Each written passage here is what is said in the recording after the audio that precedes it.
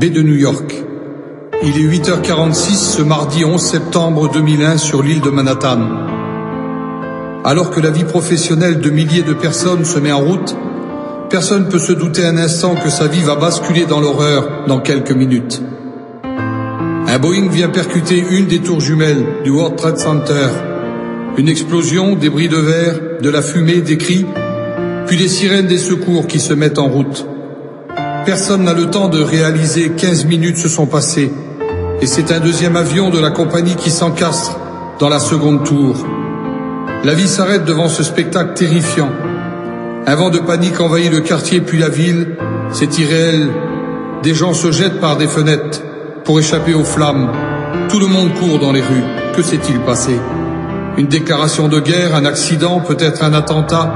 Personne ne saisit, la situation est bien trop grave. Les radios, les chaînes de TV passent en boucle les flash infos et ces images de désolation. Il est 11 heures.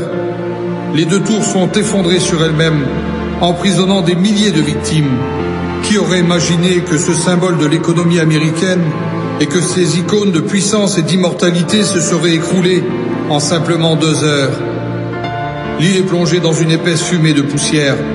Les plus grands cinéastes n'auraient pu imaginer un tel scénario catastrophe. Les tours m'ont fait réfléchir à 2 hommes de ces 40 dernières années.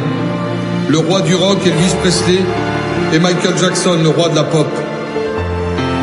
Symbole de réussite, de puissance et d'immortalité pour des générations de fans. Ces icônes de la musique mondiale adorées par des millions de personnes. Qui aurait cru ce matin du 16 août 1976 qu'Elvis allait être retrouvé mort dans sa salle de bain à seulement 43 ans? Qui aurait pensé ce 25 juin 2009 que Michael Jackson aurait succombé à un surdosage de médicaments à 49 ans? Difficile de croire que ces rois sont morts, et par leur mort ils ont entraîné avec eux des milliers de victimes qui avaient placé leur espérance sur des bases humaines. Ces géants n'ont rien laissé à leurs fans, pas un mot, pas une lettre, pas un testament, rien que de la poussière.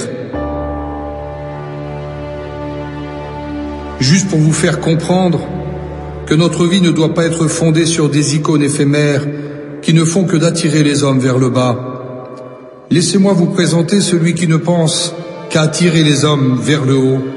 Celui que l'on appelle Jésus-Christ a déclaré ces paroles, remplies d'espoir pour tous ceux qui sont mordus par l'angoisse et le stress, ce serpent de ce siècle.